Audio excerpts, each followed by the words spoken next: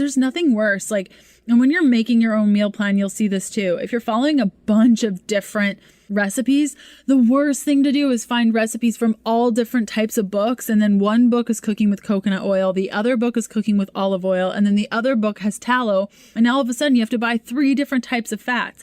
Now, if you have a bunch of ingredients in your pantry, this might not be an issue for you. But if you have a budget that you're trying to stick to, this can blow your grocery budget. Today's episode is labeled Fatty Coffees, Carb Ups, Fasting, and Meal Plans. So we're going to be covering a bunch to do with this in a Q&A episode that I recorded in 2020. So I still get these questions today as it relates to whether or not fatty coffees break a fast. So we're going to be delving deep in there.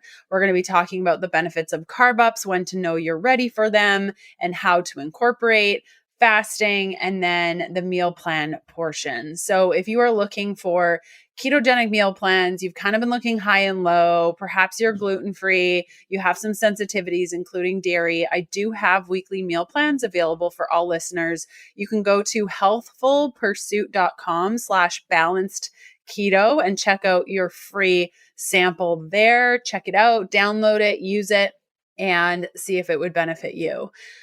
Also, in today's episode, we talk a little bit about probiotics, and my approach to probiotics has changed quite drastically since I recorded this episode in 2020. This was before I studied a significant amount of diagnostic solutions, GI maps, and really started to understand the different dysbiotic patterns present in our gut. And so I would be a little bit hesitant to just throw yourself on a probiotic, especially if you're dealing with certain gut issues, because different gut issues will respond to probiotics differently. Usually the best probiotic I find when we're not really sure what's going on with the gut is going to be something called S. boulardii. Okay, so this probiotic not only is a great mold binder, but is also usually pretty safe for individuals that are either dealing with SIBO or H. pylori or some sort of gut imbalance. It can also help to lower our secretory IgA. Secretory IgA is increased with people that have infections, but it can be decreased. This is what we mostly care about, the decrease. So these secretory IgA, think of them like gut soldiers, and they're the primary immunoglobulin in the intestinal mucosa. They're really the first line of defense in response to antigens and pathogens. So you can imagine that when you have an infection, right, those little gut soldiers are going to go there. So if that infection has gone on for way, way, way too long, our immune system is suppressed, usually due to chronic dysbiosis, and S. boulardii can be helpful in that area. So it's a probiotic. It's usually pretty low in strain. So it's usually pretty acceptable for most people. There are a couple of probiotics that I really, really, really love, but you really need to know what kind of dysbiotic pattern you have in your gut, right? So SIBO, for example, you probably wouldn't want to go with any lactobacilli strains. You'll probably want to take a break from that, especially if you suspect SIBO. Something like Restore Flora, for example, which has, I believe, a little bit of S. boulardii in there, would be more beneficial. Whereas something like H. pylori and H. pylori infection, which is further up in the digestive system, in the stomach primarily, I usually like to use S. boulardii for that, right? So if you have, say, an insufficiency pattern in the gut, then you're better off using a whole host of different probiotics, sometimes multiple at the same time in super high strains, whereas somebody with SIBO, you would not want to do that approach, right? So the type of probiotic you use depends on the situation that's in the gut. So I just wanted to preface that before we get to today's episode. So again, throughout today's episode, some of the resources that you might need are going to include that balanced keto link, which you can find by going to healthfulpursuit.com/balanced keto. Okay, enjoy today's episode. Hey, my name is Leanne Vogel. I'm fascinated with helping women navigate how to eat, move, and care for their bodies using a low-carb diet. I'm a small-town holistic nutritionist turned 3-time international best-selling author turned functional medicine practitioner, offering telemedicine services around the globe to women looking to better their health and stop second-guessing themselves. I'm here to teach you how to wade through the wellness noise to get to the good stuff that'll help you achieve your goals. We're supporting your low-carb life beyond the if it fits your macros conversation. Hormones, emotions, relationship to your body, workouts, letdowns, motivation, blood work, detoxing, metabolism. I'm providing the tools to put your motivation into action. Think of it like quality time with your bestie mixed with a little med school so you're empowered at your next doctor visit. Get ready to be challenged and encouraged while you learn about your body and how to care for it better. This is the Keto Diet Podcast.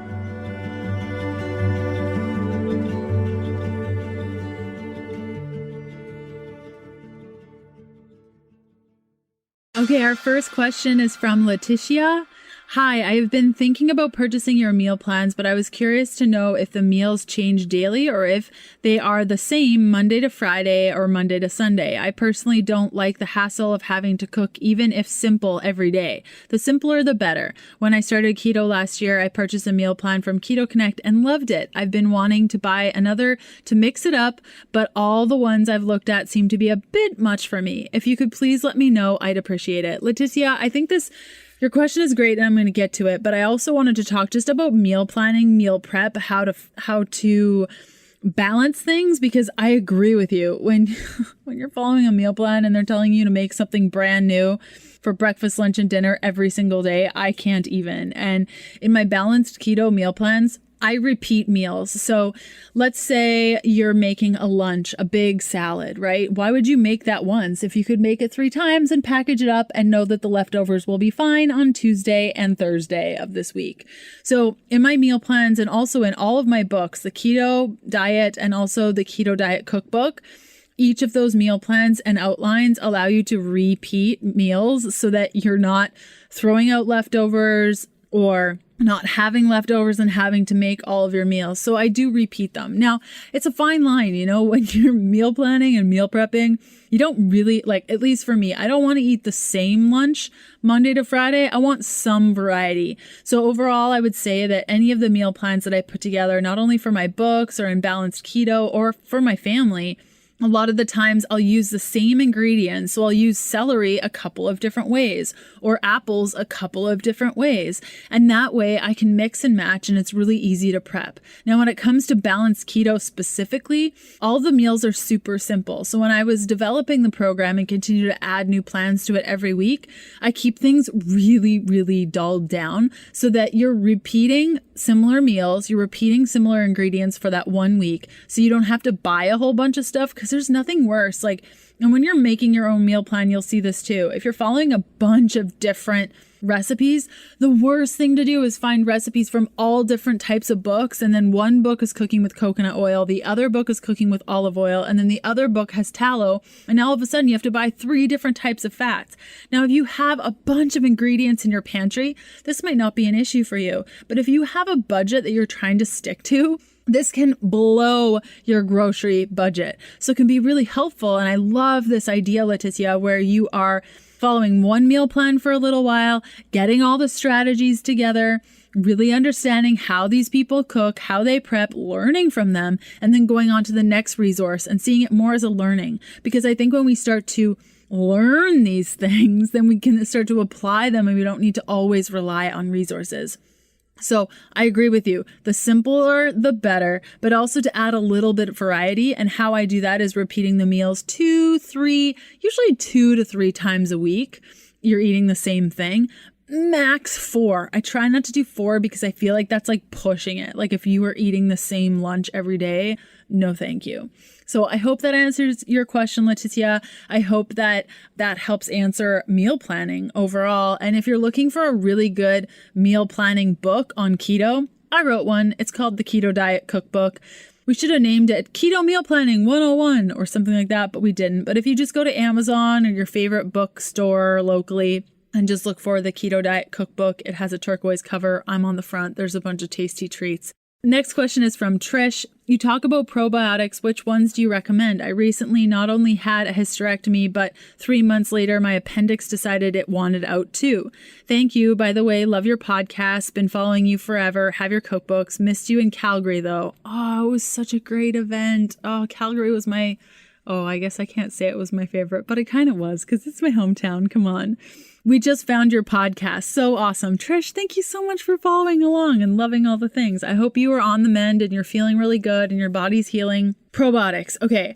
I think the key to a probiotic is trusting a reputable brand. And there are a couple of brands that I really know and love. The first is Wolf Clinic and the second is Renew Life. Ooh, I also have another one, Dr. O'Hara. Dr. O'Hara is another really good brand. So those three brands are my personal favorite. Now, I like to rotate my probiotics often. So as soon as I'm done with the Wolf Clinic one, I'll move over to the Dr. O'Hara one, and then I'll move over to the Renew Life, and then I'll repeat. I really like the Dr. O'Hara brand because you don't have to refrigerate it. And as somebody who travels a whole bunch, putting my probiotics in the refrigerator, like I have a bottle of Renew Life probiotics that say that it should be in the fridge. And if I put it in the fridge, I'll never remember to take it. So it sits out on the counter and I know I'm ruining everything. Another great thing is to make your own yogurt if you want to go that far. I make some in my Instant Pot and my pressure cooker. I really like it. It works really well for me. I use the probiotic starters and I add like way more than you probably should. And I get it really, really, really high. And I add that yogurt to everything. There's also a couple of amazing water kefirs that you can consume that are really great. Kavita is one of my favorite brands. There's also a new one. I can't remember the name of it. I bought it once and I really loved it from Whole Foods. It was unsweetened. Oh, I wish I could remember. And I should have bought some before we left for the Bahamas, but I just didn't. But look in the supplement section where they keep the probiotics, sometimes they have like probiotic supplements, and kefir is really good. Water kefir specifically because it's dairy free. So I hope that answers your question, Trish. Next question is from Tiffany. What does a low carb diet do for your hypothyroidism? Okay, I've done a couple of podcast episodes on the thyroid that you might want to check out, Tiffany. The first one is episode 192, Why You Need to Care About Your Thyroid. That was a very, very, very good one. And then episode 222, The Nightmare of Going Off My Thyroid Medications. Definitely listen to that one. So those two resources should really help you. Now, I've found that as somebody with hypothyroidism, when I eat less carbohydrates, I do better. However, and I outline this in my first book, The Keto Diet, when you are hypothyroid, you may require more carbohydrates than the 20 grams that is generally allotted for keto. So if you find that by reducing your carbohydrates down to 20 grams, you start to not feel so good, it could be because you need carb ups. If you are new to the carb up realm, welcome. Thanks for being here. You can just go to the Google machine and type in Carb Up Healthful Pursuit or Carb Up Leanne Vogel. I developed the Carb Up protocol. There are many different, I think, Carb Up protocols at this point. I can't speak to other people's protocols. I developed it when I thought people were going to like throw tomatoes at me on stage when I talked about eating carbs on the ketogenic diet.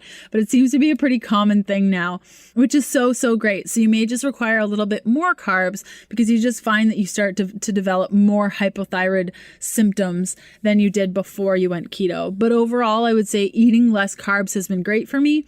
I just find like I need more carbs when my thyroid tells me I do. How I know that I need carbs is when I crave carbs. If I wake up in the morning and I'm really, really hungry, that's a sign that I need a carb up. So I'll wait until the evening, have my carb up. Also, if I'm thinking about carbs all day, that's a day that I'll have a carb up. Like yesterday, I could not get potatoes out of my mind all day. We were working and then we went snorkeling and I was reading for the afternoon and then I did some sessions and then I worked a little bit more. And the whole time I couldn't stop thinking about potatoes and onions. Oh my gosh, that's all I wanted. So guess what? For dinner, I made potatoes and onions and I had my fair share and I was good. Had some chicken with it. It was great.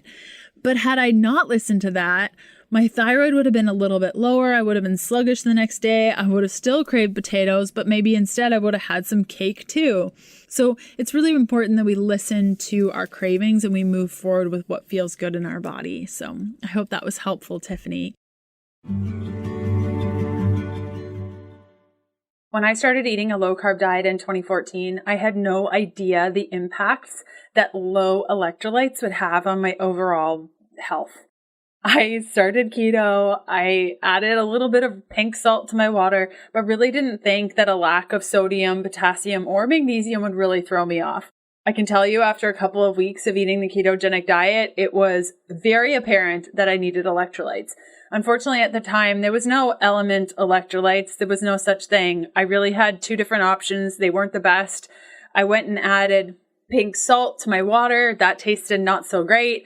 Fast forward a whole bunch of years, Element came out with their first electrolyte powder, and I've been hooked ever since. In fact, little secret here, I actually add more salt to my Element packet because I'm crazy. So my very favorite way to enjoy Element electrolytes is to add it to my 24-ounce water bottle and add an additional 1/4 teaspoon of gray sea salt. Now, this isn't for everybody, but for individuals that are massively lacking sodium, I do have this issue personally. It can display as allergies, apathy, abdominal bloating, depression, dizziness, fatigue, low blood pressure, low hydrochloric acid in your stomach, poor protein digestion, weakness, slow oxidation.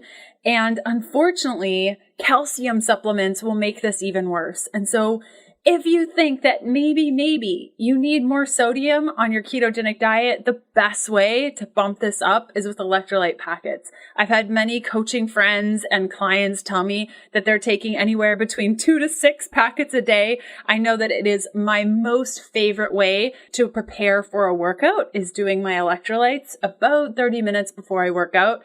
If you haven't tried Element and you're looking for a different type of electrolyte, or you've never tried them before and you're curious if this is the missing ticket in your ketogenic diet, you can go to drinklmnt.com, grab a couple items, and get a free sample pack with your order. That's 8 single serving packets free with any Element order.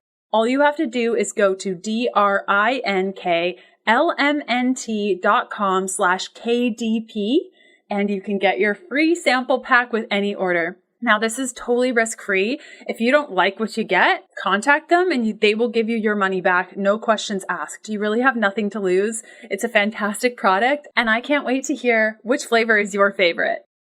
Next question is from Sandra. Is Bulletproof Coffee okay in the morning and it won't break my fast?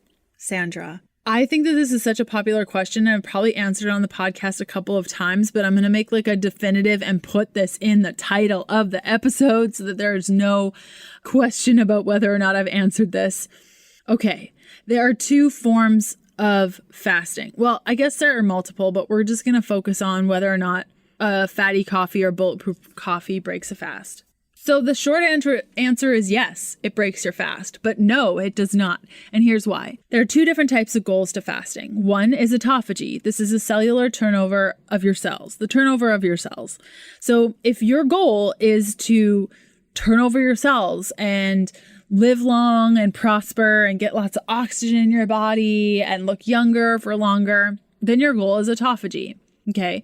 If your goal is blood sugar regulation, then that's another goal. And just because you want, like, let's say you want both, you want to balance your blood sugar, also look great, turn over your cells, you get to choose. Some days go for the autophagy goal. Other days go for the blood sugar balancing goal. It doesn't have to be one or the other. So if your goal is autophagy, then you cannot have anything, nothing, 0 things while you're fasting. Water, and Earl Grey tea, because the bergamot oil actually stimulates autophagy. That's it. That's all. That's all you got. But if your goal is blood sugar regulation, then it's really just about balancing your blood sugar.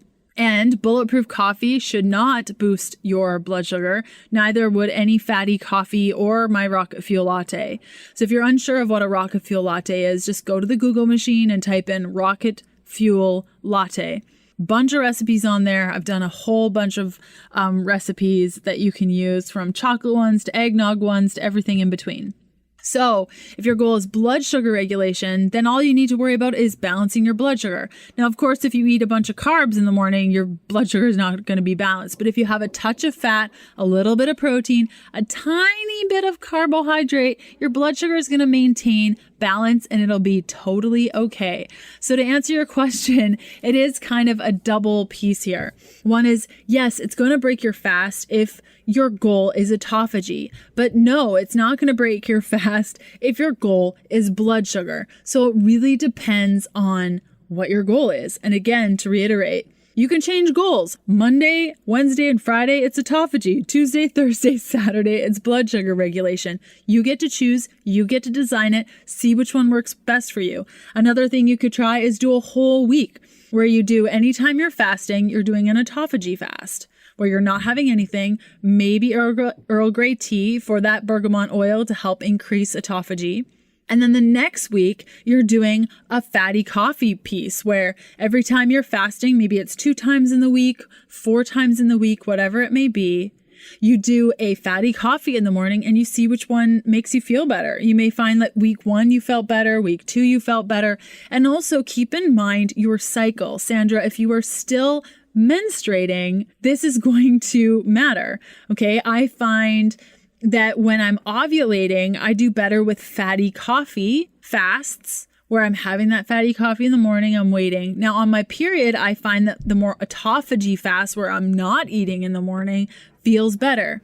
But try it on, note how you feel at different times in your cycle because that will impact it. Okay, next question is from Amanda. Can you give insight as to why I can't get my ketones over 0.5 and they mostly run around 0.3? My carbs are 20 to 50 grams daily. I CrossFit and lift 3 to 5 times a week. I test my blood ketone meter. Help, I'm frustrated. Amanda, it's probably due to your workouts and when you're testing. If you're testing anywhere around your workouts, it could be that. You could also be one of those people that's super efficient at using your ketones and they're just not in your blood, and that's cool too. I wouldn't worry too much about it. I think, the ketogenic diet is so cool because we have this marker that we can use to tell us whether or not we are failing or we're successful on the diet, but it can create a lot of stress for so many of us. So I would go after, how are you feeling? How are your lifts? Another thing is if you're doing CrossFit and lifting 3 to 5 times a week and you're not doing carb ups, like these are the type of activities that you're probably going to need to carb up. So if you're listening earlier to the carb up piece, you may have to increase your carbs in the evenings before your lifts or directly after CrossFit to replenish your stores, because these are the type of workouts where you can't use ketones for. Now, ketones will be used throughout your workout, but you need those fast burning energy, and where you're going to get that is glucose. So you can do a quick Google search, Healthful Pursuit Carb Up, and find a ton of resources that I've put out on the internet on that. Next question is from Lisa. I'm in Canada and looking for good wine. Recommendations? Oh, I know it's so brutal to find good wine in Canada because Americans have dry farm wines, and dry farm wines, man, our whole boat. I think we have 51 bottles of dry farm wines. So if you haven't already listened to episode 85, you can head back on to 85 where we talk about wine so you can learn about wine, how you can still drink wine on your ketogenic diet. And then episode 112, we talk about wine as well. I clearly love wine a lot. However, dry farm wines is not available to Canadians. So what do? How do you look for a healthy wine? Well, the first one is the alcohol content. If you're looking at a bunch of different types of wine, go for the lowest alcohol content. That's the first bit. Then you can look for the word natural. Any organic wines are going to be better. If you go to a wine store and you ask for a dry farmed wine and they know what you're talking about, like some of the good ones will know. You want to avoid cheap wine. Like any of the really cheap ones are going to have like horrible contaminants like arsenic in it. Now, when it comes to drinking wine, once you've found a good wine, like again, organic, low alcohol, natural, dry farmed, these are the words to be looking for.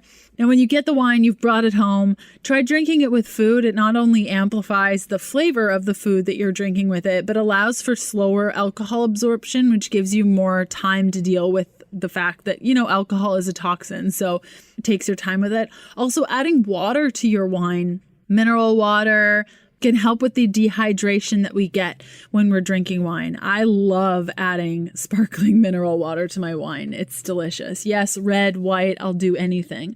Also drinking it with tea. Sometimes I'll mix in tea. I know it's crazy. Tea with wine and make these like little shakers. It's really, really good. But I think the most important thing here is look for natural, organic, biodynamic, dry farmed, low sulfite, low alcohol. And if you're in the US, just go to Dry Farm Wines because they're the best. If you go to healthfulpursuit.com/favorites, you can check out my favorite wine there and grab a bottle for yourself. Okay, last question. Rachel, as a type 1 diabetic, can I still do the ketogenic diet? I think when it comes to any health imbalances, or if you know of an imbalance that you have, it's best to chat with your doctor on that and find a doctor that specializes in the ketogenic diet with type 1 diabetes. But if I were type 1 diabetic and I found a doctor that specialized in keto, I would love to eat a ketogenic diet while being type 1. Okay, next up on the podcast, Sunday, March 1st, we have episode 236. We're going to be chatting with Kendra Hawley on how to customize without the guilt. Then Wednesday, March 4th, we have episode 237. Lesia Holzapfel is coming on the show and chatting about eating keto with a family. I will see you guys soon and have a great rest of your day. Bye. I hope you enjoyed our time together. Again, this was a Q&A that I recorded in 2020. I love replaying these episodes, and I hope you enjoyed today as well. If you're looking for keto meal plans, again, you can go to healthfulpursuit.com/balanced keto and check that out and see if that would be beneficial for you. Okay, I'll see you back here next Tuesday for another episode of the Keto Diet Podcast. Bye. Thanks for listening. Join us next Tuesday for another episode of the Keto Diet Podcast. Looking for more resources? Go to healthfulpursuit.com for keto meal plans, weight loss programs, low carb recipes, and oodles of free resources to get you going. The Keto Diet Podcast, including show notes and links, provides information in respect to healthy living, recipes, nutrition, and diet, and is intended for informational purposes only. The information provided is not a substitute for medical advice, diagnosis, or treatment, nor is it to be construed as such. We cannot guarantee that the information provided on the Keto Diet Podcast reflects the most up-to-date medical research. Information is provided without any representation or warranties of any kind. Please consult a qualified health provider with any questions you may have regarding your health and nutrition program.